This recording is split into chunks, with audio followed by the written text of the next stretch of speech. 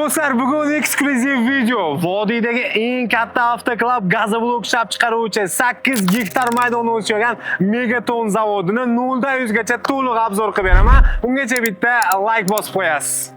Ushbu mega zavodning boshlang'ich qismini turibman. Ahamiyat beradigan eng qiziq tomoni avtoklab gazobloklarni ishlab chiqarishda ushbu kompaniya 80% xomashyolarni o'zlari ishlab chiqarishar ekan. Ushbu zavod haqida to'liq ma'lumotlarni birma-bir ko'rsatib o'taman. Undan oldin mutaxassis fikridan bitta bo'lib olsak. Tanishingiz Fayzulla aka mana shu Megaton zavodini bosh texnologlar bir necha savollarimizga o'zlari javob beradilar. Aka, boshqa zavodlardan Megatonning farqi nimada? Assalomu alaykum, zavodga xush kelibsiz.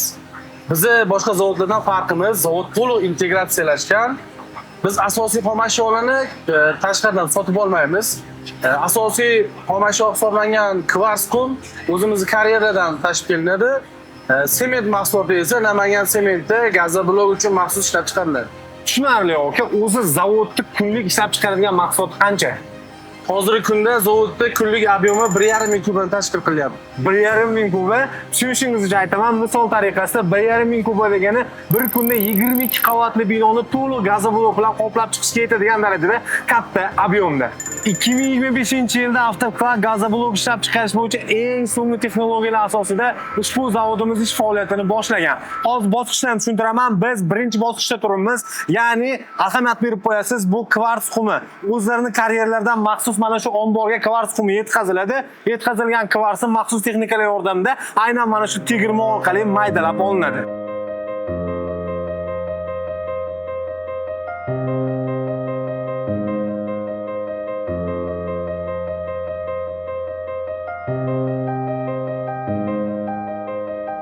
Keyingi savollarimizga javob topish uchun Megatonning maxsus laboratoriyasiga keldik. Bosh laborantimiz Talatjon aka keyingi savollarimizga javob beradilar. Birinchisi hammani qiziqtirgan, meni ham qiziqtirgan savoldan boshlasam, gazoblok o'zi qanaqa mahsulotlardan tayyorlanadi? Albatta, bu savolingiz juda ham ko'pchilikni qiziqtiradi. Avtoklavlangan gazoblok kvars qumi, maxsus sement, ohak, gips toshi, alyuminiy pastasi va suvdan tayyorlanadi. Gapirganingizda maxsus sement degan gap meni e'tiborimni tortdi. Uyda ishlatiladigan oddiy sementni ishlatsa bo'laveradimi o'zi? Albatta yo'q. Avtoklavlangan gazoblok uchun Namangan sement korxonasi maxsus sement yetkazib beradi. Talatjon aka, o'zi bu laboratoriyada nima ishlar qilinadi? Ushbu laboratoriyada kimyoviy texnologik jarayonlar va kimyoviy tahlillar olib boriladi. Ya'ni zavodimizning yuragi hisoblanadi. Ushbu laboratoriya 3 bosqichli tizimda ishlaydi. Birinchisi xom ashyoni kirish nazorati. Har bir xom ashyoni kimyoviy tahlillardan o'tkazamiz. Ikkinchi bosqichda esa biz yarim tayyor mahsulotni nazorat qilamiz. Uchinchi bosqichda esa tayyor mahsulotning sifat ko'rsatkichlarini aniqlaymiz. Qisqa qilib insonlarga tushunarli bo'lish uchun gazoblokni nimasini tekshirasizlar? Qisqa qilib aytganda, gazoblokni hamma xalq biladigan mustahkamligini, o'rtacha zichligini, sovuqqa bardoshliligini, tovush o'tkazuvchanligini va yong'inga chidamliligini tekshiramiz. Ishlab chiqarishning qiziq jarayonlaridan biri bu boshqaruv tizimi bo'lsa kerak. Okay, o'zi bu joyda nimalar qilinadi? Bu yerda xomashyolar laboratoriya tahlillaridan so'ng komponentlar dozalanadi, maxsus aralashtirgich yordamida aralashtirib metal qoliplarga quyiladi. Metal qolip o'zi nima? Undan keyin qanaqa jarayon bo'ladi? Quyilganidan so'ng bu yerda fermentatsiyalash xonasi bor, ya'ni ko'pirish xonasi bor.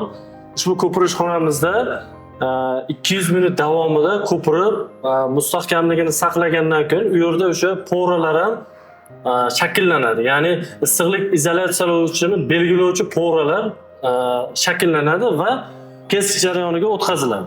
Tushunarli. Shu joygacha tushundik, endi kesish jarayonidan bitta ko'ramiz. Bu juda ham kutgan qismi, ya'ni kesish liniyasi. Bu joyda har bir millimetrga ham ahamiyat beriladi. Xatosiz mana shu ko'rib turgan gazoblogingizning tayyor qolipini hammasini moslab turib kesib chiqariladi. Ushbu ko'rib turgan texnologiyangiz O'zbekistonda yagona, ya'ni qulf kalitli tizimda bo'ladi. Xuddi Lego singari bu g'ishtlarni terib chiqishingiz mumkin. Bu ham mustahkamligini oshiradi, ham xarajatlaringizni ham anchagina tejaydi. Bu kichkinagina xona zavodda eng katta sir yashirilgan xona desak ham to'g'ri bo'ladi. Okay, bu qanaqa xona? Ushbu xonada gazoblogimizning mustahkamligini va sifatini belgilaydi. Kesilgan mahsulotlarimiz ushbu katta avtoklavlarga kirgiziladi. Mana shunaqangi katta turbinalarga joylanar ekan. O'zi uni ichkarisida sharoit qanaqa? Bu turbinalarimiz avtoklav deyiladi. Ya'ni avtoklavda 190 gradus Selsiy harorat, 12 atmosfera bosim va taxminan 12 soat davomida pishiriladi. Bu jarayonda kristal tuzilmalar hosil bo'ladi va oddiy bug'latib pishirilganiga qaraganda 3-4 barobar mustahkamligi ortadi. Endi tushundim. Avtoklavlangan gazoblok bilan oddiy gazoblokka aynan farqi mana shu joyda bilinar ekan. Albatta shunday. Bu yerda biz 12 soat davomida pishirib, ushbu haroratlar orqali pishirganimizdan so'ng shunday mustahkamlikka erishadi. Qarang, ozgina oldin oddiy xomashyo bo'lgan narsa endi tandirdan yangi uzilgandakka mustahkam blokka aylandi. Bunaqasi faqat megatonda bo'ladi. Gazoblok ishlab chiqarildi. Endi oxirgi jarayon qadoqlash hamda ushbu tayyor gazoblok mahsulotlarini O'zbekiston, qolaversa SNG bo'yicha yetkazib berish qoldi xolos.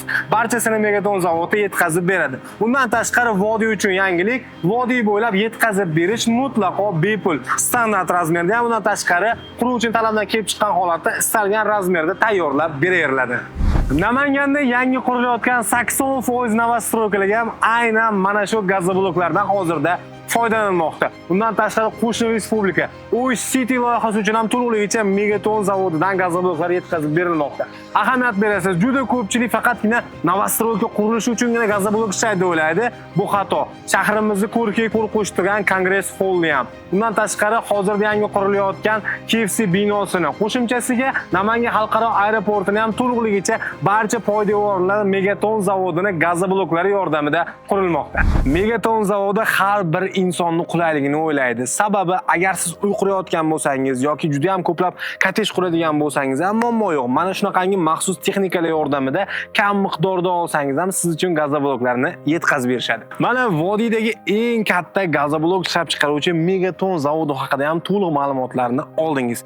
Agar sizga gazoblok mahsulotlari kerak bo'ladigan bo'lsa, pastda kontaktlarni qoldirganmiz, aloqaga chiqing yoki zavodni o'ziga kelib turib, ishonch hosil qilib, keyin sotib olsangiz ham bo'laveradi. Video yoqqan bo'lsa bitta like bosib qo'ying, tanishlaringizga jo'natib qo'ying, sababi foydali bo'ladi.